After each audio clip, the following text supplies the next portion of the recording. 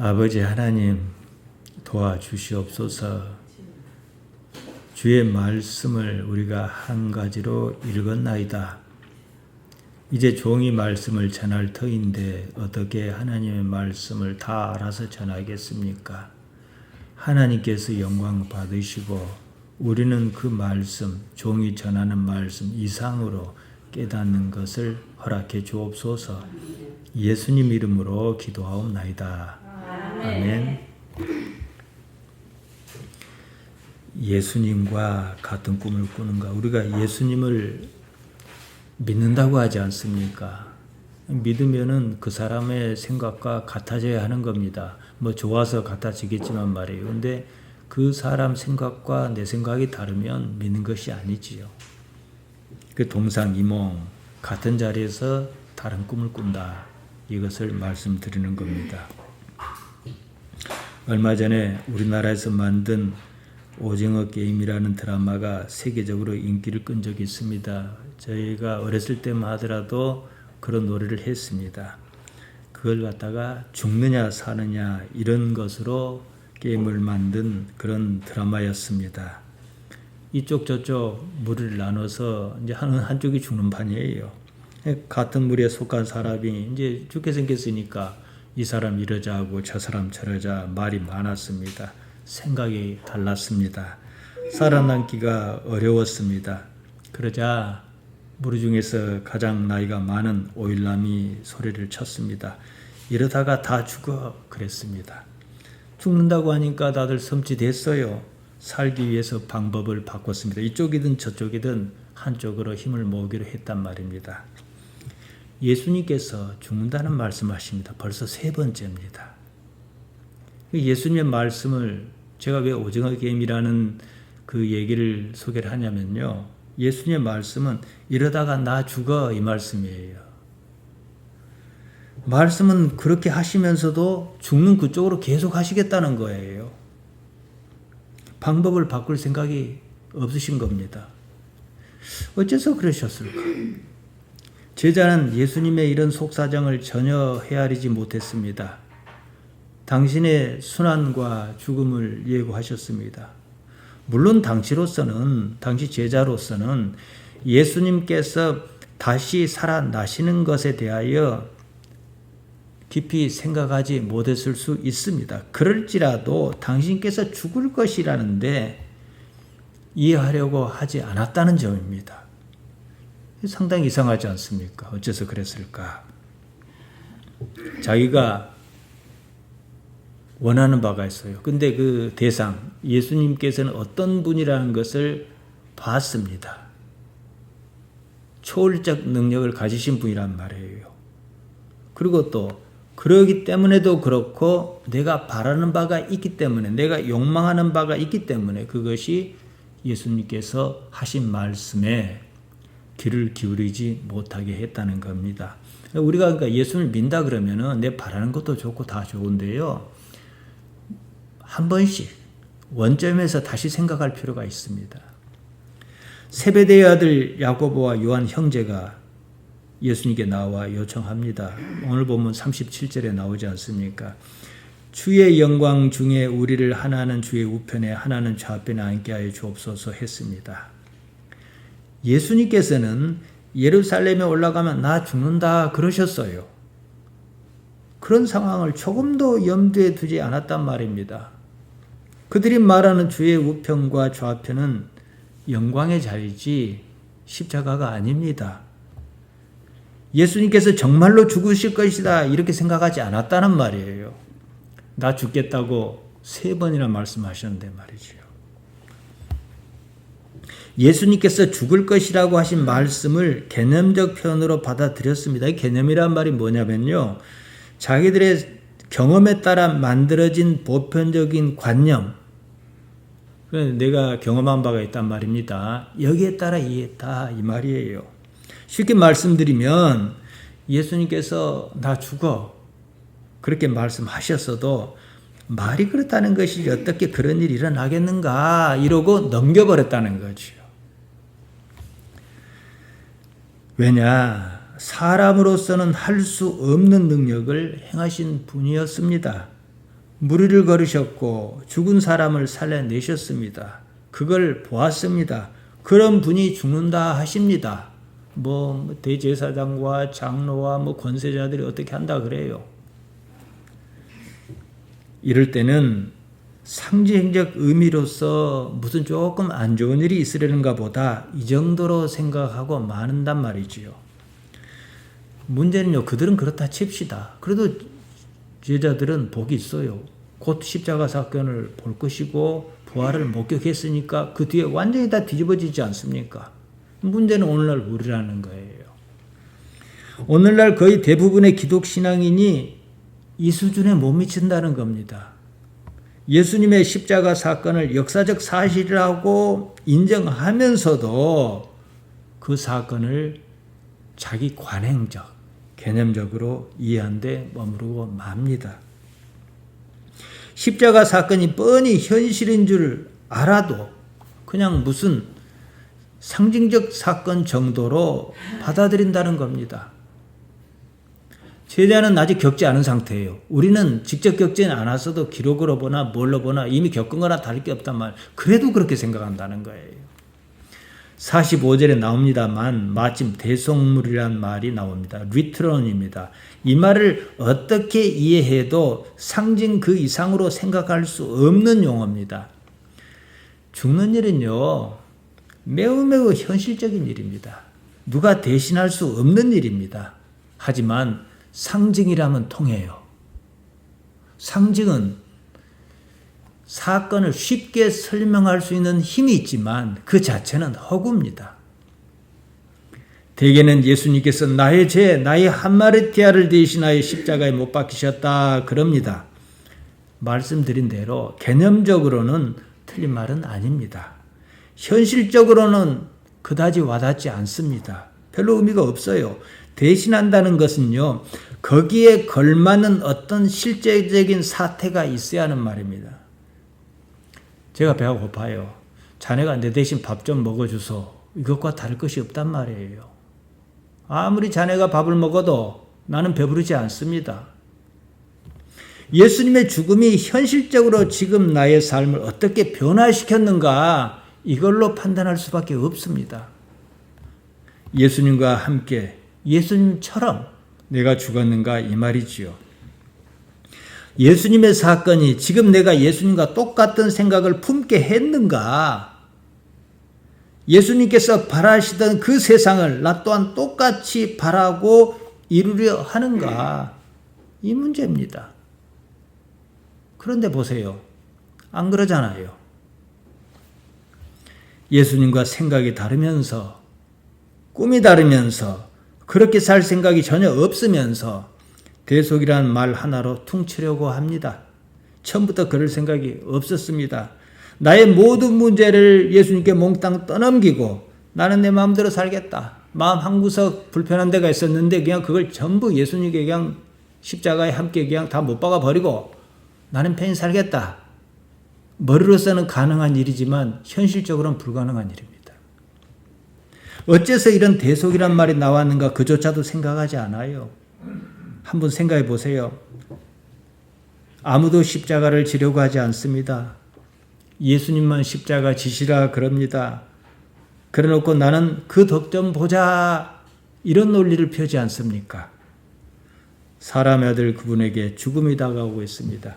예루살렘에 이르면 죽을 일밖에는 없습니다. 어째서 그래야 하는지 가르치셔야 하였습니다.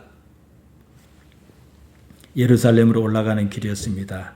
예수님께서 그들 앞에 서서 가셨다 그럽니다. 앞에 서서 가다 프로하고 합니다. 앞장서셨다 이 말입니다. 이런 상황에서 그들이 놀라고 따르는 자들을 두려워하더라 이랬어요. 딱 문장 분석을 해보면요. 제자가 그런 거 아닙니다. 그 주변 사람이 그랬다는 거예요. 제자보다 가깝지 않은 사람이지요. 제자는 거의 3년 이상을 동고동락했습니다. 그러나 주변 사람은 왔다 갔다 하면서 접촉한 사람이 많단 말이에요. 적게 잡으면 한 70명 정도 아마 그 이상 있었을 것입니다. 놀랐다.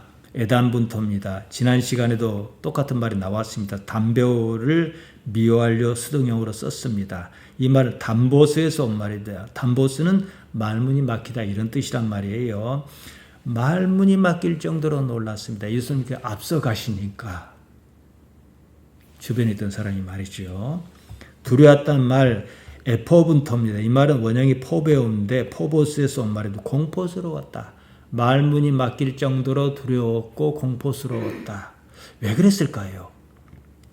예수님께서 앞장서서 가시는 상황을 보았습니다. 어째서 말문이 막히도록 놀라고 공포스러운 감정을 느꼈을까? 아니 아무것도 없는 것 같은데 자기들이 이런 정도 상황 알아요. 예루살렘에 올라가면 반드시 죽을 것입니다.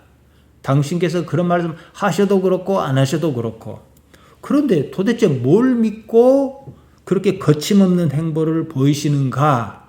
여기에서 그런 감정을 느꼈다 이 말입니다. 그들은 예수님에 대해서 제자처럼 깊이 알지는 못했습니다. 무슨 일이 일어날 것만 같아 이런 느낌이었습니다.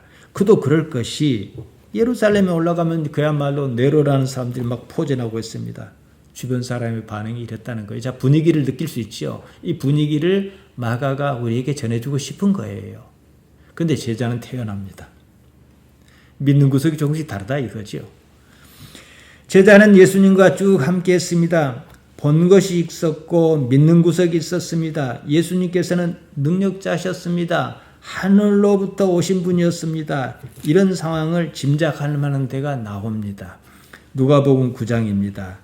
지금과 같이 지금 같은 상황을 설명하는 그 해당 구절이에요. 보면 지금과 같이 예수님께서 예루살렘으로 향하여 가시는 상황이었습니다. 지름길인 사마리아를 거쳐 가시려고 하셨어요. 근데 사마리아 사람이 예루살렘으로 올라가는 줄 알고 막았었습니다. 그러니까 이제 돌아갔다. 지난번에 말씀드렸잖아요. 그때 제자가 이렇게 반응하는 거예요. 누가복음 9장 54절에 나옵니다. 제자 야고보와 요한이 이를 보고 이르되 주여 우리가 불을 명하여 하늘로부터 내려 저들을 멸하라 하기를 원하시나이까? 자, 이 내용을 가만 보세요. 예수님께서 마음만 잡수시면 예수님께서 허락만 하시면 우리가 불을 내어 저것들을 다 살라버릴 수 있다. 상당히 고무적이지요. 이들은 그렇게 알고 있었습니다. 이렇게 알고 있는 것과 예루살렘에 올라가서 죽는다는 말이 안 맞는 거예요. 상황이 이렇다 보니까 예수님께서 고난을 당하고 죽는다. 이런 말씀이 잘 와닿지 않았을 것입니다. 십자가의 죽음은 자기들 이해 바깥의 일이었습니다. 한편으로요, 이해하고 싶은 생각도 없었습니다. 자기들 입맛에 안 맞잖아요. 외면하고 싶었습니다. 사람은 누구나 보통은요, 좋은 일을 앞두고 나쁜 일을 생각하지 않으려고 합니다. 나쁜 일에 대한 생각이 좋은 일을 망칠까 하는 두려움이랄까, 이런 게 좀 있어요. 그냥 좋은 일만 생각하기로 했습니다. 이런 상황에서 야고보와 요한이 예수님께 한 자리씩 청탁하는 사건이 나옵니다. 예수님께서 어째서 고난을 당하셔야 하고 십자가를 지셔야 하는지 이해하지 않았다는 얘기입니다. 같은 시간대에 일어난 일이거든요. 내가 예루살렘에 올라가면 이만저만 해서 고난을 당하다 죽을 것이다 했는데 한 자리씩 주십시오 이러고 있잖아요. 그들의 눈에 보인 예수님은 그냥 능력자였습니다. 다른 사람도 아니고 예수님께서 그런 일은 일어날 수 없다 단정했습니다. 그들은 그렇다 칩시다. 오늘날 교회 다니는 사람도 다르지 않아요. 예수님을 제대로 이해하고 있냐 이 말이에요. 당시 제자와 다른 방식으로 또 이해해요. 자기 생각에 붙들린 그대로 이해합니다. 대속이란 말이 귀에 꽂혔어요. 예수님께서 말씀하신 그 의미 그대로 이해하지도 않습니다. 자기 마음이 내키는 대로 이해합니다. 예수님의 사건이 실제적인 사건인 줄은 뻔히 알아도 관념적으로 받아들입니다. 오늘 우리는 예수님께서 같은 시간대에 말씀하신 두 가지 이야기를 동시에 읽었습니다. 예수님께서 예루살렘에 올라가서 무슨 일을 당하실는지 말씀하셨습니다. 그럼에도 제자는 예루살렘에 올라가기만 하면 자기가 여태 생각해 온 영광의 자리가 기다리고 있을 것이다. 이렇게 믿었습니다. 근데 그 자리라는 것이 다 다르잖아요. 뭐 총리 자리도 있을 것이고 뭐 국방부 장관 자리도 있을 것이고 높낮이가 있단 말이에요. 그러니까 그때 사달이 나기 전에 미리 자리를 정해둘 필요가 좀 있습니다. 그래야 그때 가서 자리 다툼의 소지가 없을 것 아니겠습니까? 야고보와 요한이 먼저 얘기를 꺼냈습니다. 두 사람은 형제예요. 그런 만큼 많은 얘기가 오고 갔을 것입니다. 다른 열제자도 생각이 똑같았습니다. 41절에 보면 열제자가 야고보와 요한이 한 말을 듣고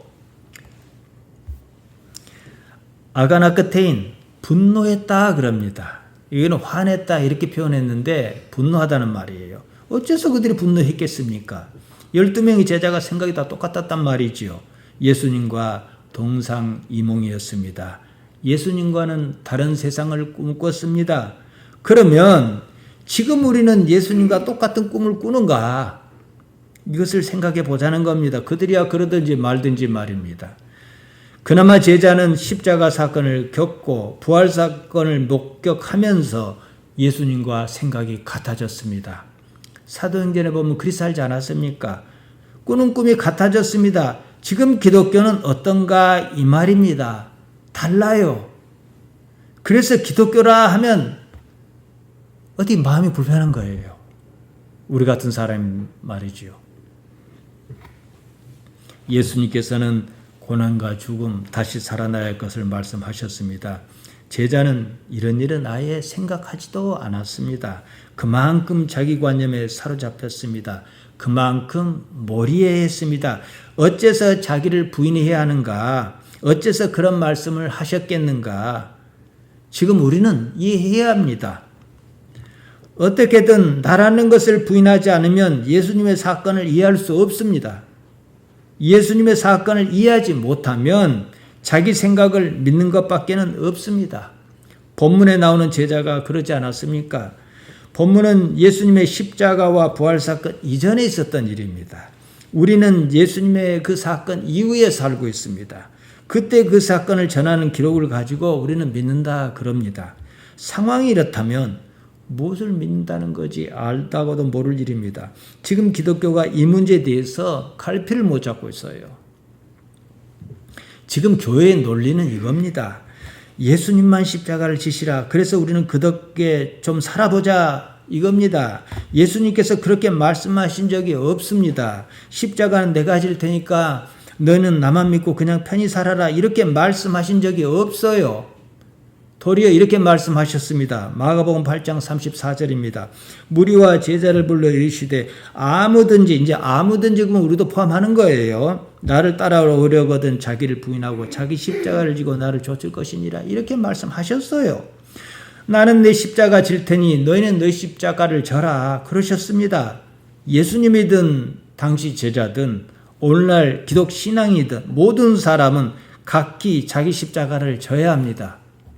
지금 우리가 사는 이 세상의 삶을 보십시오. 다른 사람이 내 삶을 살아줍니까? 그러고자 해도 그럴 수 없는 일입니다. 여기서 생각해 봅시다. 도무지 자기를 부인할 생각이 없는데 어떻게 자기 십자가를 진단 말입니까?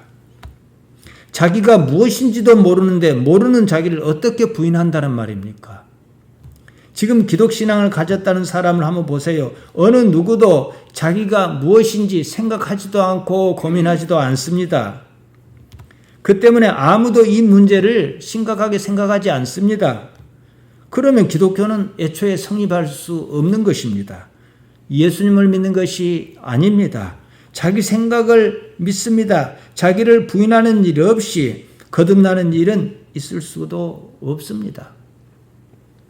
예수님께서 또다시 십자가 사건을 말씀하셨습니다.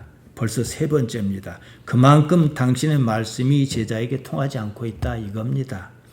그럴지라도 제자는 문제가 없습니다. 지금은 말이 통하지 않을지라도 얼마 있다가 통할 것이기 때문입니다. 십자가 사건이 터지고 부활 사건을 목격하면서 제자는 모든 것이 다 뒤집혔습니다. 예수님께서 그토록 말씀하셨던 것이 기억의 저편 구석 어디에 박혀있다가 그때 비로소 전면에 등장했습니다. 사실 제자는 그제서야 자기를 부인하는 경험을 합니다. 부활승천 사건 이후에 말이죠. 그때를 위하여 예수님께서 이같이 반복하여 말씀하셨지 싶습니다. 33절 34절입니다. 보라, 우리가 예루살렘에 올라가노니 인자가 대제사장과 서기관에게 넘겨지매 그들이 죽이기로 결의하고 이방인에게 넘겨주겠고, 로마 사람입니다. 그들은 능욕하며 침뱉으며 채찍질하고 죽일 것이나 그는 3일 만에 살아나야 하리라 하시니라. 당신을 3인칭으로 표현하셨습니다. 수치와 고통과 죽음, 그리고 다시 살아난다. 이렇게밖에 해석할 게 없잖아요. 다시 살아나는 것은요, 죽어야 가능한 일입니다. 죽지 않으면 다시 살아날 일도 없습니다. 여기서 봅시다. 다시 살아나는 그 사건이 누구로 말미암는가, 이 문제입니다. 여기에 대한 깊은 이해가 없으면 정말로 아무것도 아닙니다. 예수님께서는요, 사람의 아들 그분께서는 삶을 포기하셨습니다. 왜인지는 자체하고라도요. 삶을 버리셨어요. 하나님 아버지께서 다시 살리셨다는 말입니다. 우리 기독신앙의 핵심이 이겁니다. 죽는 것도 다시 사는 것도 하나님 아버지 때문이어야 하는 것을 경험하는가, 이 말입니다. 사람의 아들 그분께서는 어째서 그런 삶을 사셨을까? 그런 삶을 사신 데는 무슨 근거가 있었을 것입니다. 그것이 무엇이었겠는가? 이 점을 헤아리지 못하면 지금 우리의 신앙 행위는 아무런 의미가 없습니다. 우리가 사는 이 삶을 한번 들여다보십시오. 여러분이 지난날 삶을 잠깐 한번 회상해 보십시오. 수치와 고통은 사실 우리 삶의 일상입니다. 정도의 차이가 있을 뿐입니다. 무슨 말이냐? 원래 삶이 그렇습니다. 아무리 잘 살아도 잘 사는 그것이 영혼의 세계와는 아무런 연관이 없습니다. 이 삶은 싫어야 하는 거예요. 그런 이 삶을 받아들일 수 있느냐? 무엇 때문에요? 하나님 아버지를 삶의 근거, 존재의 근거로 삼을 수 있겠느냐? 우리 신앙은 결국 이 문제입니다. 당시는요, 로마가 유대를 통치하고 있었습니다. 십자가형은 로마의 사형 방법이었습니다. 예수님께는 십자가형을 당하실 만한 아무런 잘못이 없었습니다. 그때나 지금이나 누구나 다 아는 사실이었습니다. 그의 대제사장이었던 가야바가 공회를 이렇게 설득했습니다. 요한복음 11장 50절입니다. 한 사람이 백성을 위하여 죽어서 온 민족이 망하지 않게 하는 것이 너희에게 유익한 줄을 생각하지 아니하는도다. 이랬단 말이에요. 무슨 말입니까? 예수님께 아무런 잘못이 없다. 나도 안다. 이 말이에요. 그렇지만은 그 사람이 죽어야 우리 모두에게 이익이라는 거예요. 예수님을 십자가에 내몬 주체는 당시 종교 지도자였습니다. 십자가형을 집행한 사람은 로마 총독 본디오 빌라도였습니다. 유대의 지도자는요, 예수님이 불편했어요. 예수님께서는 기존의 종교적 관습을 부정하셨습니다. 민중이 예수님을 따르자 선동할 위험이 있다며 내몰았습니다. 로마가 잘못 판단하는 날에는 유대가 망할 것이다. 이런 논리였습니다. 사실 그 이면에는요, 자기들 이익을 놓고 싶지 않았던 것입니다. 빌라도가 재판을 맡았습니다. 빌라도는 예수님께 아무런 잘못이 없다는 사실을 알았습니다. 요한복음 18장 38절에 보면 이렇게 말합니다. 나는 그에게서 아무 죄도 찾지 못하였노라. 이랬습니다. 여기에 대해서는 제가 작년 10월 16일 주일에 마가복음 2회차 설교에서 자세히 말씀드렸습니다. 예수님께는 아무런 잘못이 없었습니다. 서로 다 압니다. 민중이 봉기하도록 시도하지도 않았습니다. 단지 옳은 것은 옳고 아닌 것은 아니라 하셨을 뿐이었습니다. 그 때문에 어떤 일을 당할지라도 옳은 것은 옳고 아닌 것은 아니라 하셨습니다. 그뿐이었습니다. 그냥 옳은 것은 옳고 아닌 것은 아니었습니다. 그 때문에 죽음에 내몰렸습니다. 그래도 옳은 것은 옳고 아닌 것은 아니었습니다. 이해하시겠습니까? 누구 때문에요? 하나님 때문에요. 마태복음 5장 37절에서 그 말씀을 하셨습니다. 오직 너희 말은 옳다 옳다 아니라 아니라 하라. 이에서 지나는 것은 악으로 쫓아난다. 이러셨어요. 옳다 옳다 나이 예 그렇다 이 뜻입니다. 아니라 우 부정을 반복해서 말씀하신 것입니다. 옳은 것은 옳고 아닌 것은 아닙니다. 이 말이 무엇을 의미합니까? 자기 감정이나 이해관계가 개입하면요, 옳은 것은 옳고 아닌 것은 아니라 말 못합니다. 그렇게 말 안 합니다. 지금 정치하는 사람들을 보세요. 자기가 얻을 이익 때문에 얼마나 우스운 짓을 합니까? 얼마나 진실을 왜곡합니까? 그만큼 자기 생각을 믿습니다. 옳다 아니라 하지 못하는 이유는 원래부터 악하기 때문입니다. 상황을 바꿔봅시다. 자기가 사는 삶을 통해서 하나님 아버지를 구구절절히 실감하는 어떤 사람이 있다 그럽시다. 그 사람은 옳다 아니라 그렇게 말하지 않을 이유가 없어요. 사실을 왜곡할 이유가 없습니다. 단지 옳은 것은 옳다 그럴 것이고 아닌 것은 아니라 할 것입니다. 자기 삶에서 하나님을 발견하지 못한 사람은 그럴 이유가 없지요. 무엇이 나한테 이익이냐 이것에 따라 사실을 왜곡하겠지요. 어떻게든 사는 것이 최고의 목표니까 말입니다. 예수님께서 죽을 것을 아셨습니다. 이런 식으로 살면 죽을 것입니다. 그래도 그 길을 가셨습니다. 하나님 아버지께서 함께 하신다는 사실 때문에 말입니다. 이것이 핵심입니다. 여기서 죽느냐 사느냐 그것은 중요하지 않습니다. 하나님 아버지와 관계가 현실인 만큼 그 이상은 따질 것도 없었습니다. 제자는 이런 상황을 한 번도 경험하지 못했습니다. 자기 관념이 우선이었습니다. 거기에 따라 생각했습니다. 예수님께서 하나님 아버지를 현실적인 존재로 말씀하시는 것을 다는 이해하지 못했습니다. 오로지 땅만 바라봤습니다. 이 땅에 살자면 이해관계를 잘 따져야 했습니다. 예수님을 따라 나선 것도 사실은 그 때문이었습니다. 그 편이 세상을 사는데 유리했습니다. 다들 지금 그러고 있지 않습니까? 교회 다니는 것이 세상을 사는데 유리하니까 그런 것 아닙니까? 십자가 이후에 살면서도 십자가 이전의 상황을 벗어나지 못합니다. 부활은 아예 꿈도 안 꿉니다. 이런 상황을 보면 지금의 기독교란 종교는 이미 오래전에 다른 길로 들어섰지 싶습니다. 세베대의 아들 야고보와 요한이 예수님께 나왔습니다. 무엇을 구하였습니다. 하나는 예수님 우편 자리를, 하나는 좌편 자리를 구했습니다. 핵심 요직을 사전에 청탁했습니다.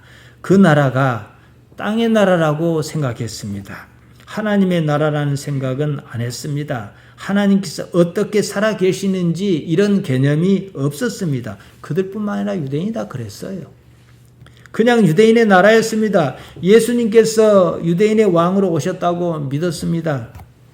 예수님께서 야고보와 요한에게 말씀하십니다. 마가복음 10장 38절입니다. 너희는 너희가 구하는 것을 알지 못하는도다. 내가 마시는 잔을 너희가 마실 수 있으며 내가 받는 세례를 너희가 받을 수 있느냐 이러셨습니다.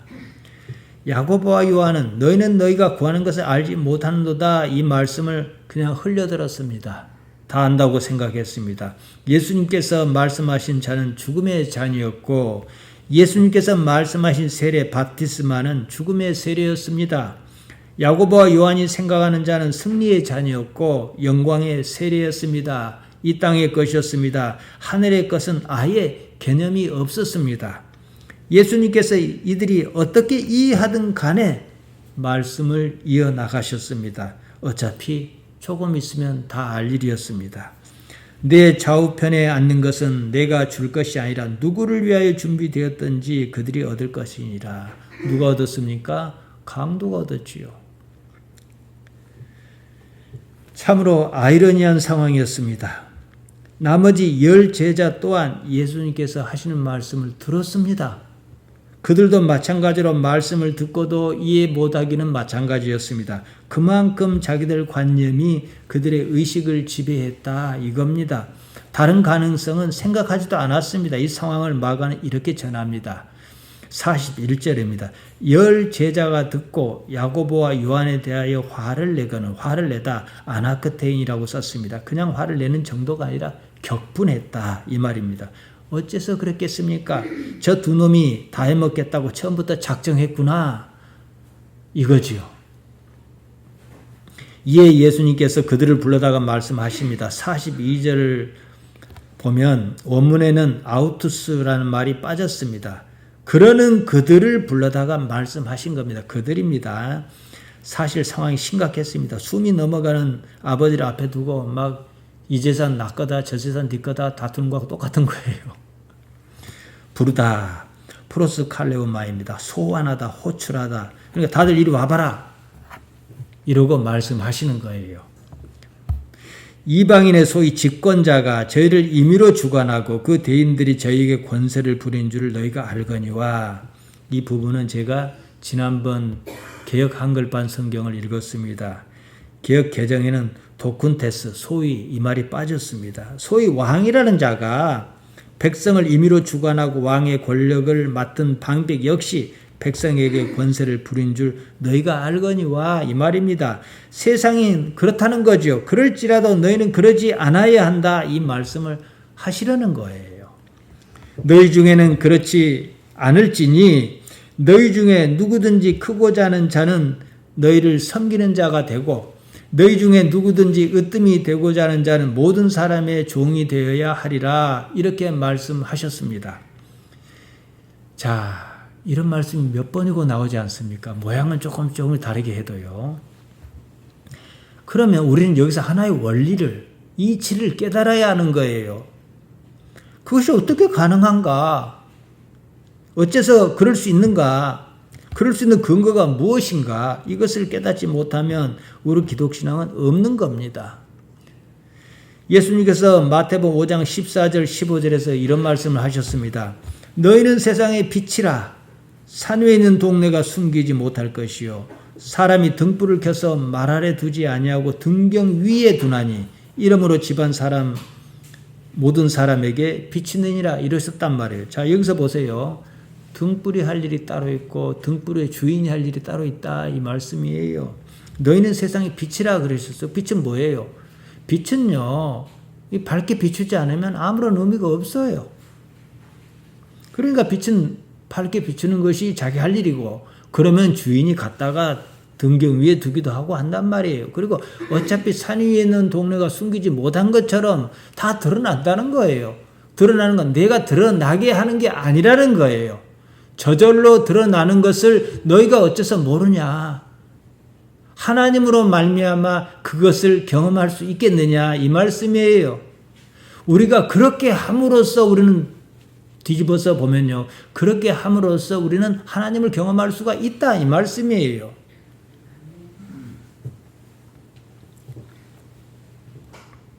이런 이치에 대해서 예수님께서 비유로 잘 설명하신 데가 있습니다. 누가복음 14장에 나옵니다.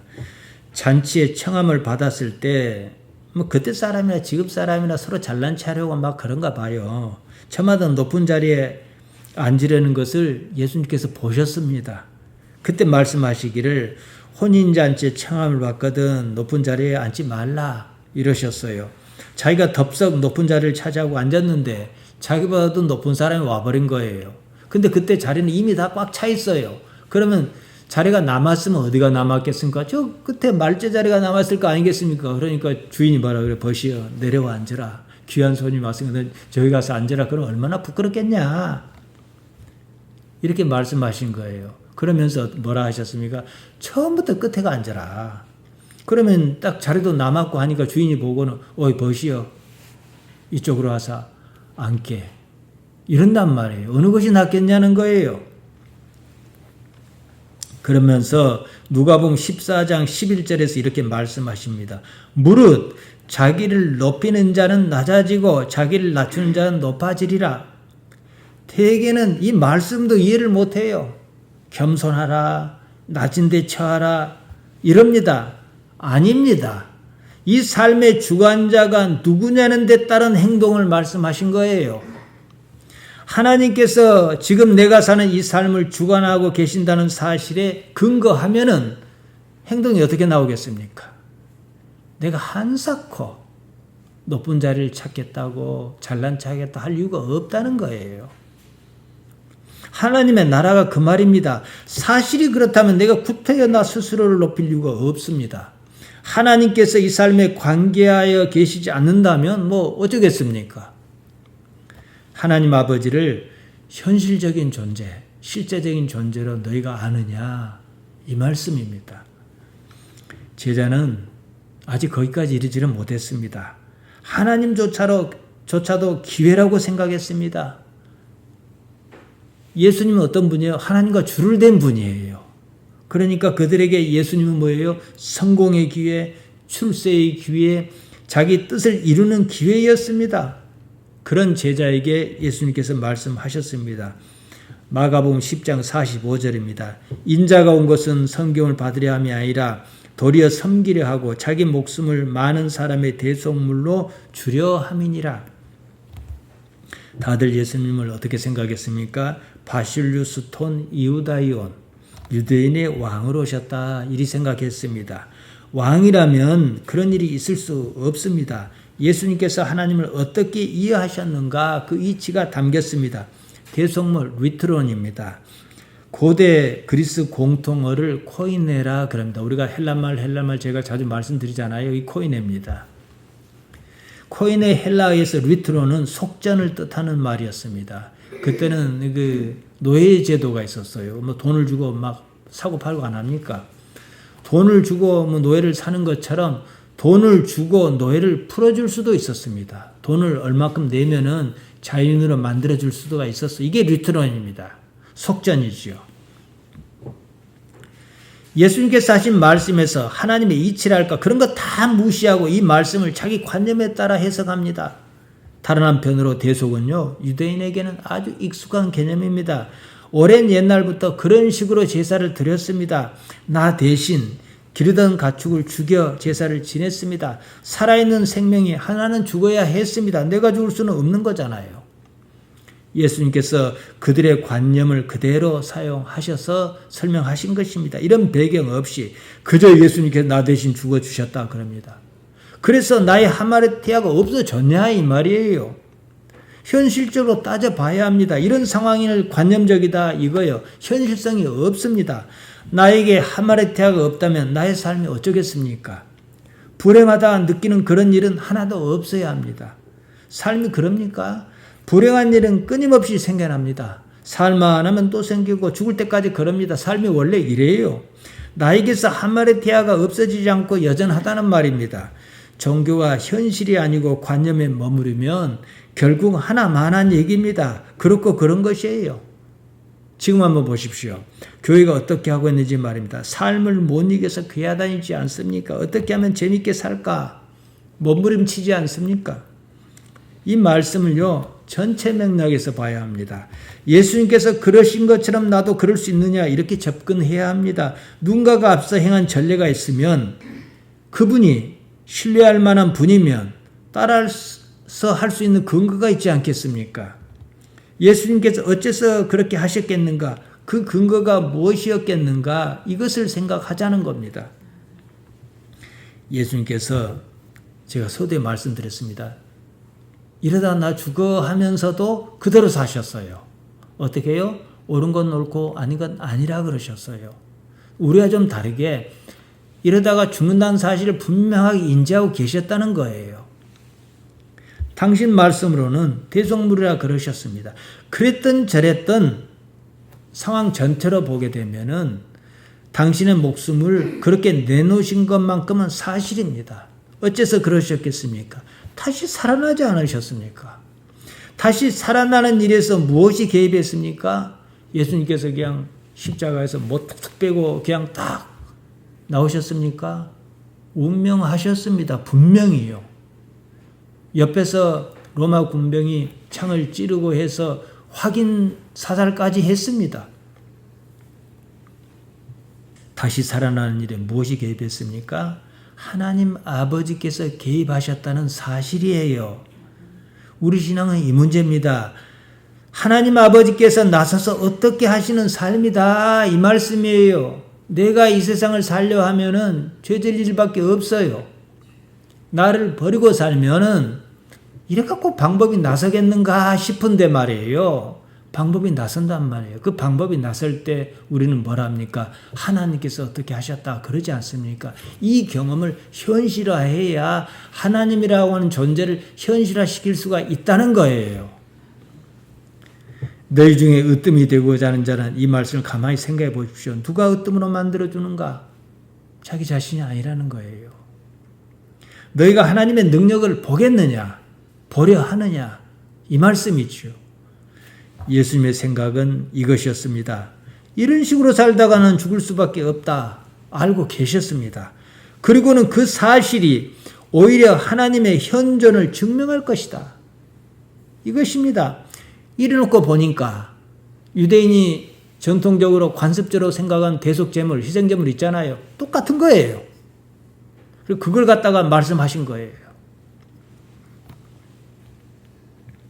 유대인에게 아주 익숙한 개념을 가지고 당신의 선택을, 삶의 방식을 설명하셨습니다. 잘 사느냐 못 사느냐 이게 아닙니다. 하나님이란 존재를 어떻게 나의 현실에서 현실적인 존재로 알아차릴 것이냐, 이것이 우리 삶의 목표입니다. 나라는 것이 뻘뻘 살아있는 한 하마리티아는 결코 없어지지 않습니다. 그런 삶에서는 하나님을 알아차릴 수가 없습니다. 예수님께서 마태복음 5장 8절에서 말씀하셨지 않습니까? 마음이 청결한 자가 하나님을 볼 것이다 이러셨어요. 나라는 것이 없는 삶이어야 한다 이 말씀입니다. 삶에서 하나님 아버지를 현실적인 분으로 경험하고 싶다면 방법은 단 하나밖에 없습니다. 나라는 것, 자기를 버리는 것입니다. 나 스스로의 힘으로 살겠다 하지 않는 것입니다.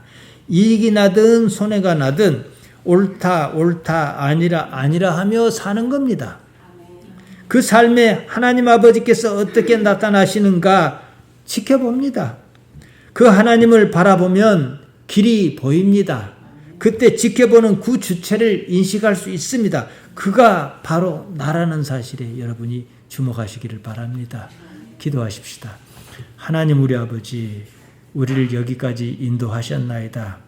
하나님의 사랑하는 자녀로 살기에 부족지 않도록 우리를 이끌어 주옵소서. 살다 보니까 이런 일 저런 일 많이 겪고 육신으로 살다 보니까 속상한 일도 있습니다. 아버지여, 그랬든 저랬든 모두 내맡기고자 할 때에 우리를 지켜주셔서 어떻게 우리 아버지신가 드러내 주옵소서. 예수님 이름으로 기도하옵나이다. 아멘.